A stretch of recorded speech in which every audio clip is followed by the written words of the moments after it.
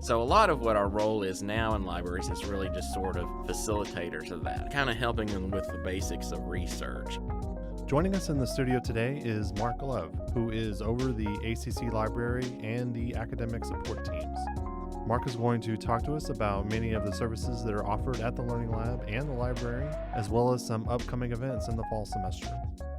I know we've been doing the library speaker series for quite a while now. Leading up into the fall, kind of who do you have lined up? Well, we have them about usually a couple times a month is what we try to do. So it's kind of like every other week. Okay. We do have, I just didn't bring the list of speakers with me. We do have several coming up. I know some of them are kind of similar to what we've had in the past. Some of them are local authors, other people from the community that want to talk about their experience either in Alvin or with ACC.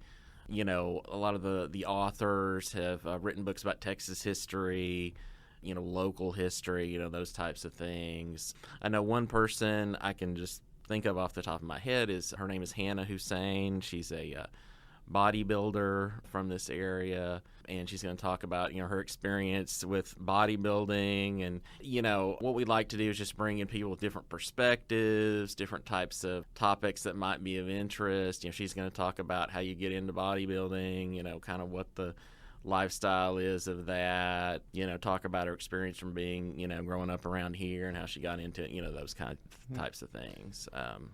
When it comes to the speaker series, kind of like how do y'all decide who you would like to come talk? I mean, is it mostly just kind of like you were saying, like things of local interest? That's mainly what it is. Cindy Vallis, who is our full-time staff member who works in the library, she does a good job of identifying those people. She's been here, in the community for a long time, so she knows a lot of people. And so it's just kind of like friends and connections and, people that get suggested to her. So that's kind of what she looks at, is just people with connection to the area, and then topics of interest. Again, like I said, authors of Texas history. Sometimes people on campus as well. We want to showcase some of that. In the spring we had Brady Hutchison, for example, from the history department. He came over. He's written some books, written some historical novels. So, it was a chance to do that. So she also looks for people here on campus that might want to have that opportunity in that forum as well. We're hoping to have, I know she had mentioned, now that I come to think of it, we're hoping to have a reporter from Fox 26 in Houston. I believe that he's confirmed. I'm not exactly. I think this is the investigative reporter. Okay. So I know she's working to confirm that with him. She's also hoping to bring in a person that works for NASA as well. We've had some really good speakers, and, we've had some good turnout for that. I mean, so we're hoping to get more of the word out there and try to market that, and that's part of the reason why I'm here today, is just to, increase some of the awareness of what we've got going on. So you were just telling me earlier you've been here since November. November, yes. So how do you like it at ACC? Oh, it's been very, very good. Enjoyed my experience here so far. Got a great group of people that I'm working with in the library, in the Learning Lab. So I'm the director of the library in academic support. So I oversee the library and then also the academic support side. And we're over in the A building, and we kind of share that area there on the second floor. And so in the Learning Lab, we offer, tutoring and coaching for, the various, almost for all of the programs that we offer here on campus. But of course, our main areas are math and writing, and of course those are some of the major areas there. So I have tutoring, academic coaching, so I oversee that. And then, of course, in the library, I've been a librarian for a long time. This is my 21st year of being a librarian. So this was a great opportunity for me to be able to direct a library, and so I've enjoyed doing that. And like I said, met a lot of, great people here. It's been nice working with some of the students and faculty that I've encountered. And like I said, working with a great team there in the library. Okay. So as we have students kind of registering for the fall, kind of go over some of the services that you kind of have for them that, especially for those who are coming here for the first time. Well, in the library, our main focus is to try to assist students with their research, any sort of research assignment that they have. What we've done recently since I've been here is we sort of made some changes to the website. We now have a live chat service and this is a chat service where you can, when the library is open, you can go to the website, there's a chat box there, you can type in a question, and then there's somebody on the other side, like you'll get an immediate response. It's not just you submit a question and then we'll get to it later.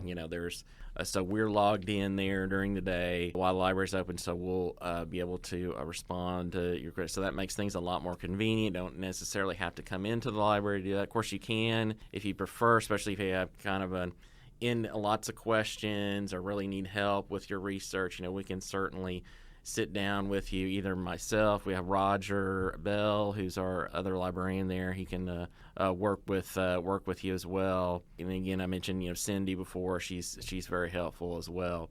But that's what our main role is here. And even more than in the past, we're not necessarily the place to come to check out books. Most students really at this point aren't necessarily going to, sometimes they need to check out a book for their research, but a lot of times it's accessing our electronic resources, it's accessing our databases and finding articles and so forth for their topics.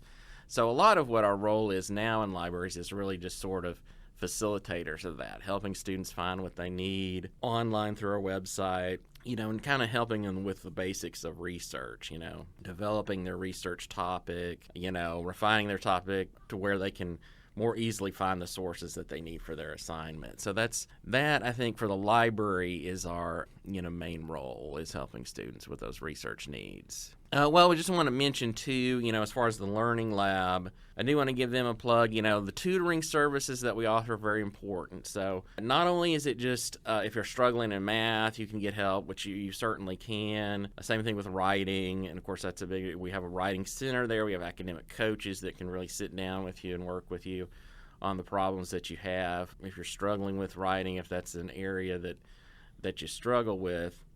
But also we offer some very helpful workshops as well. Things like, we cover topics like time management, study strategies. You talking about the student success workshops? Yes, the student success workshops. Yeah, there's some on plagiarism, how you can avoid that. When you're, working on your papers, making sure you're citing things correctly. So, there's just lots of great resources. And as I mentioned before, we have tutors in all areas. So we have, tutors for the sciences. If that's an area you struggle with, we just recently hired a tutor that's going to help tutor some of the students in cybersecurity. So, we have pretty much across the board. I know anatomy and physiology, that's a big one. We get a lot of students coming in that need help with that. We have some tutors and coaches that work with that. So, so I just wanted my main goal here is just to make people aware of the kind of those services that we offer. The library's there, I can go over and get that help that I need, or I can get some tutoring, if I'm struggling, that, right. Help is available. And like you were just saying, that it's available and they can get anytime. Mm-hmm. So if you're a student who's struggling, you just show up and get help? How does it work as far as... Pretty much. You can make an appointment, and that works both ways with the library and with learning. You can just come in. There should be somebody available. If not, you can make an appointment. And, now if it's something where you're really struggling, if you have a quick question, you just need to find a source or something like that, that's something you can just walk in. You can just ask that question through the chat. If it's something where you really need some in-depth help, that's where we recommend that you make an appointment either with myself or with Roger, and we can help you with that. As far as the Learning Lab goes, we do allow just the walk-in appointment or walk-in sessions. There are tutors and coaches that, have shifts that they work. They're available during that time. But you can make appointments ahead of time. They can do that through ConexEd. They can schedule those appointments so they have that time reserved, so they know somebody's going to be there and be available. They can also, mention what they need help with specifically, so the tutor or the coach knows exactly. And then we offer online sessions as well in the Learning Lab, so they can get tutoring help online as well. Just kind of make people aware of some of the things that we've got going on over there.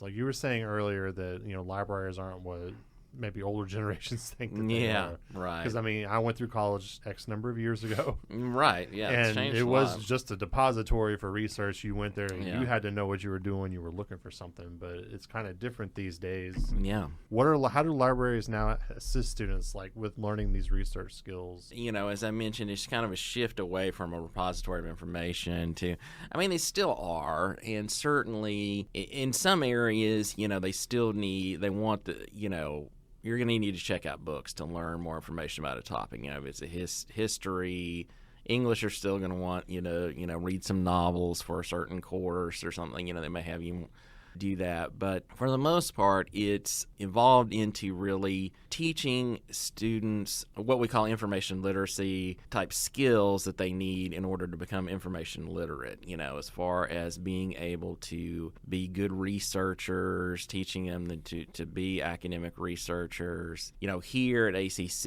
it's kind of one of the things I think a main goal for us, not just for, in the library, but I know in the English courses and some of the other courses, it's teaching them kind of the, introduction to how you do, college level research. And then you can take those skills with you if they transfer to a four-year university and get their bachelor's degree, have some of those skills, and those will help them as they go into those upper level courses. And even if they're not going to go on, it still teaches them the type of critical thinking skills that they're going to need to just be successful in life, just to be able to do research just for things that you need personally, to help you out in your life, whether you're researching, buying a car or buying a house or, just things that you need daily in life, how to... Well, I was going to say also kind of learning the difference between a good source of information and a bad source of information.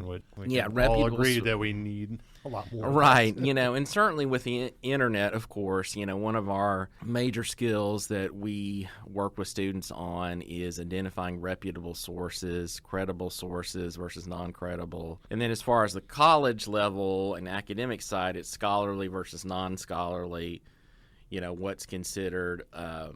opinion versus research kind of opinion versus research, and what for the students, what is a valid source for your research paper versus something that's, like an article from a popular magazine versus an article from a scholarly journal. Obviously, when we're talking about doing a research assignment for a paper you have in English, a lot of times your instructors is going to want you to, give more weight to those articles that you find in the scholarly journals. Something more comprehensive as opposed to... Right, just a news article from a magazine or just, an opinion essay or something like that. Yeah, versus a research journal or academic peer-reviewed research. Well, thanks for coming to talk to me. All right, you're welcome. Yeah, thanks. Thank you for listening. To read about these stories and more, visit alvincollege.edu/news.